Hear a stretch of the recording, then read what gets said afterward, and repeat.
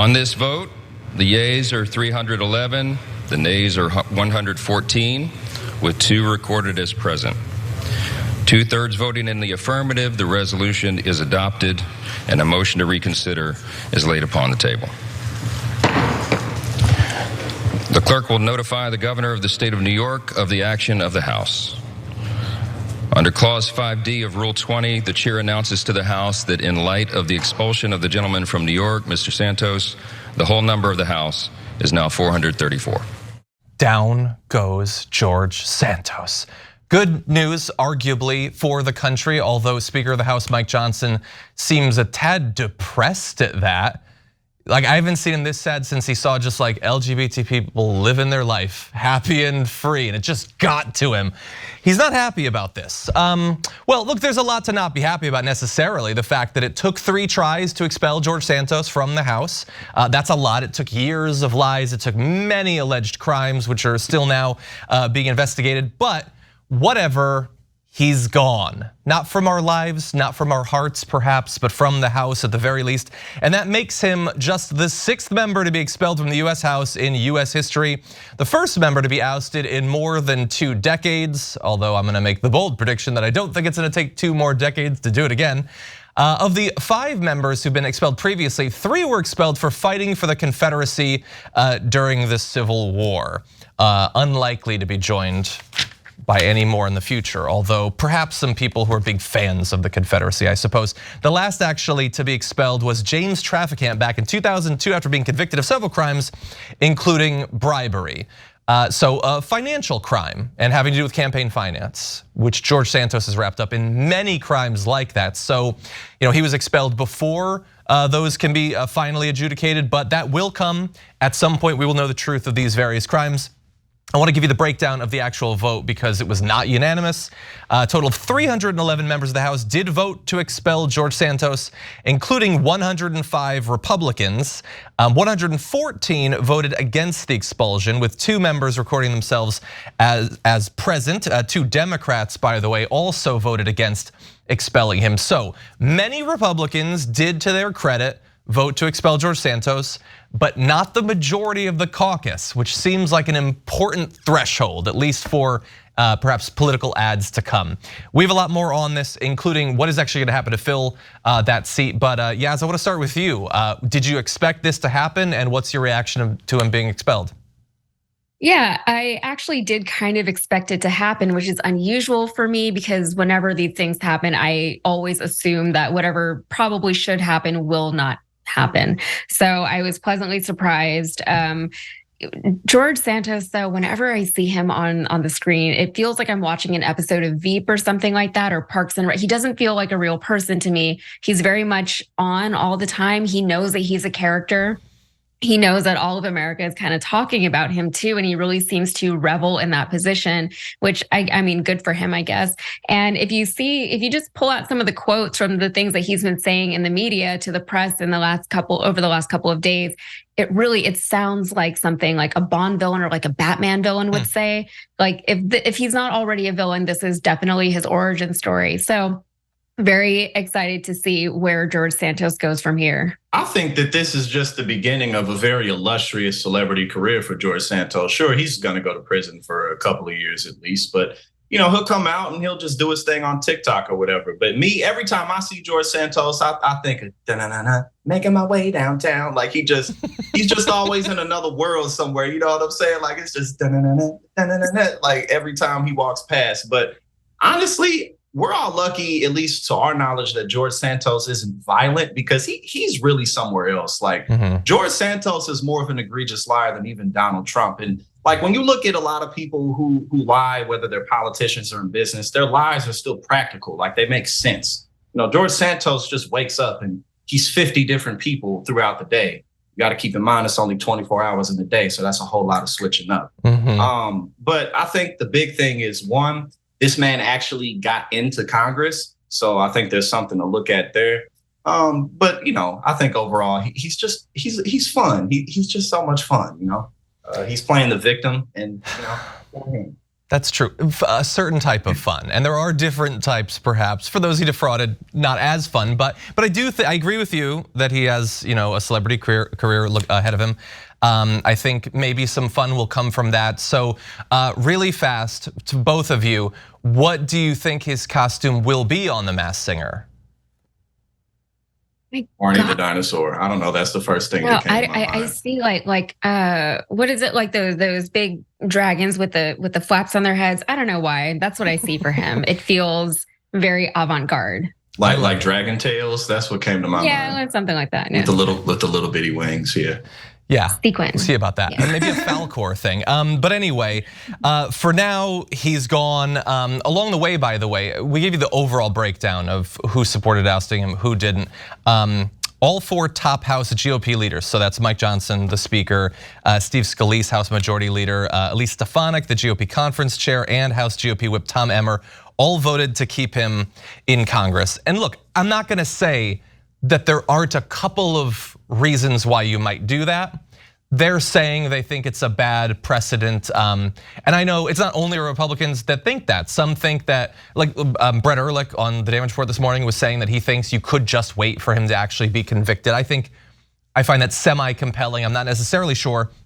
But what I would assume is, since you have the majority of the Republicans voting to keep him, that you have all of the leadership voting to keep him, this seems like the sort of thing that if you wanted, as a Democrat perhaps, to get a little bit of mileage out of this, especially when it comes to the special election, which Governor Hochul of New York is going to call, and it's expected that that will happen in about 3 months, I would probably try to get a little bit more mileage, not out of George Santos still being there, because he's not, but the fact that so many Republicans tried to keep him around and did defend him. This seems like the sort of thing that you would want to attack them on. What do you think about that? Yeah, starting with you.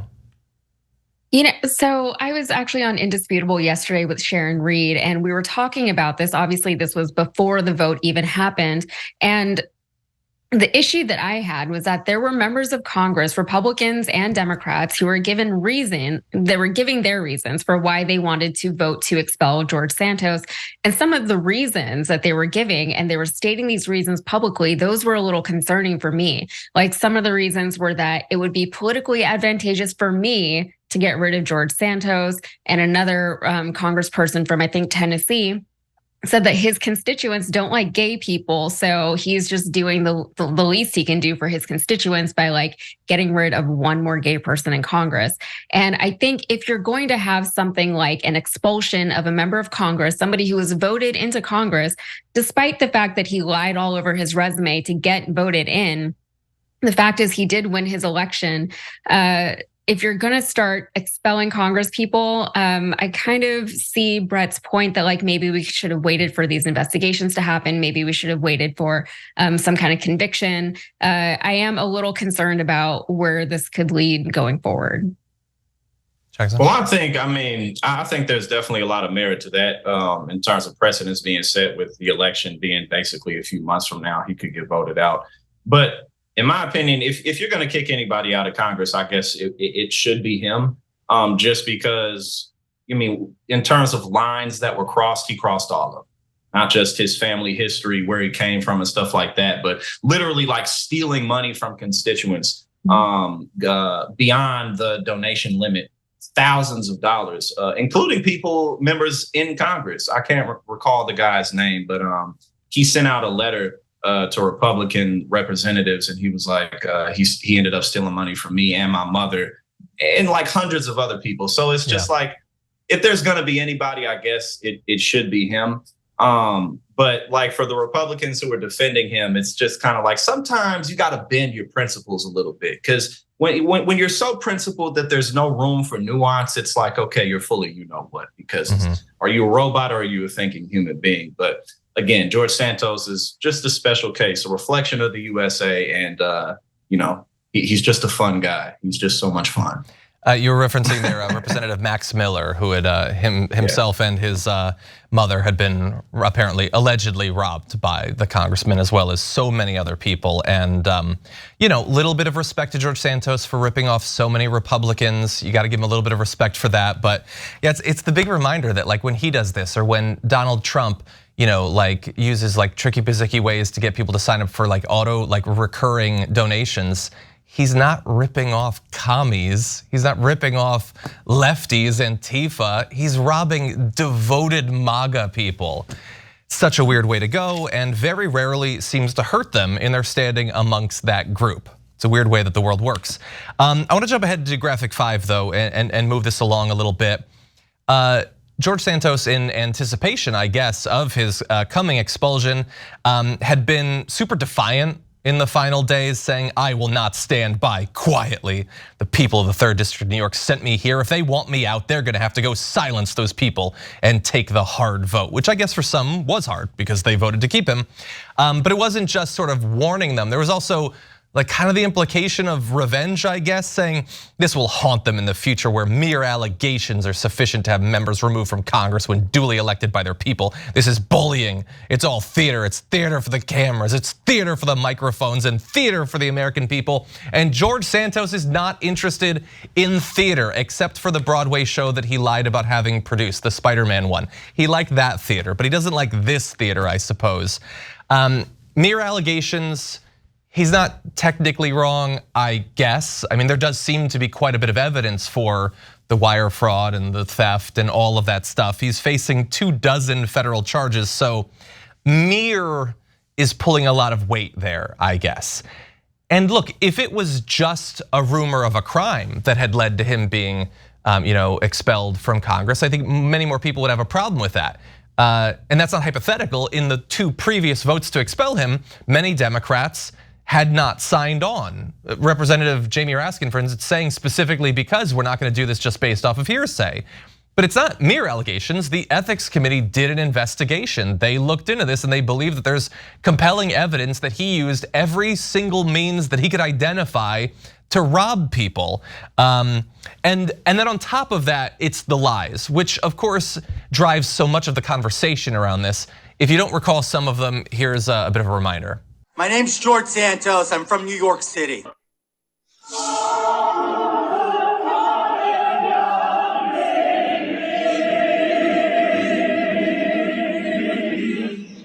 So let me tell you a quick story. I put myself through college and got an MBA from NYU. That he was a star on the Baruch volleyball team. I didn't outright lie. We lost 4 employees that were at Pulse nightclub. My mom was a 9/11 survivor. My grandparents survived the Holocaust. I'm Jewish. I've lived an honest life. Santos helped him raise $3,000 for his dying dog through his pet charity, but Osthoff says he never got the money and his dog died 6 months later. Nothing in life is free. Oh my God, George Santos stole money. George Santos bought designer clothes. That's what I buy. He once claimed to be one of the first people in the United States to be diagnosed with COVID-19. Santos told supporters that he was a producer on the short-lived Broadway production Spider-Man, Turn Off the Dark. Did I embellish my resume? Yes, I did. The openly gay New York congressman used to perform in drag back in the day. Sue me for having a life. I honestly had forgotten about a few. Like he's not just a liar. He's what they refer to as like one sick puppy. He also is responsible for sick puppies dying. He's one of the craziest, weirdest people that has ever been foisted on the American public. And I'm not saying that his lies are the most like raw, consequential lies. You could probably identify others. And if it was just the lies, that would not be enough. But it's the lies and the embellishments and the crimes and the fraud and the theft and all of that. And when I'm reminded of all of it, I just think that, yeah, I'm a little bit worried about precedent, especially considering how sick the American political system is. But that guy had to go. Any final words for George Santos, at least in his congressional incarnation, Jackson? I mean, I just, there really aren't words for him. I think we definitely have not seen the last of him. He's definitely going to face some prison time. I mean, few people beat federal charges as it is. But we haven't seen the last of him. This may just be the thing that he needed to do. Sometimes you got to do a little bit of suffering before you really, really see your bright day. So that's really all I got to say about this. I mean, like, how the hell did this guy get in office? Like, how did he win? I don't know. That's it.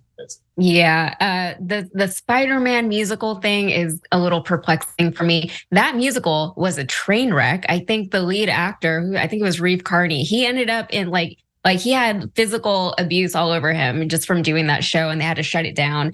And then like he's like the quotes about like, oh, I will not go quiet. Like that's the poem from Dylan Thomas, but also like President Bill Pullman in Independence Day quoted that too. Like he's just like he's that's his Batman villain origin. Like that's it's so ridiculous. Yeah, that's it. I don't have the Jewish thing also bothers me because it's like it kind of like doesn't even make grammatical sense the way he tried to explain it. That's how I feel about George. Okay, last thing, the OnlyFans, where he said I just discovered what OnlyFans was 3 weeks ago. Like, what's the significance of the 3 weeks? Like, if you're gonna say that, you might as well just be like, what's OnlyFans? Like, yeah, he's just anyway. Geez, okay, I did not expect an Independence Day reference. I appreciate it. One of my favorite movies. Also, most people don't know this, produced by George Santos. Thanks for watching. If you become a member, you get to watch all this ad-free, except for, of course, this ad. Still, hit the join button below.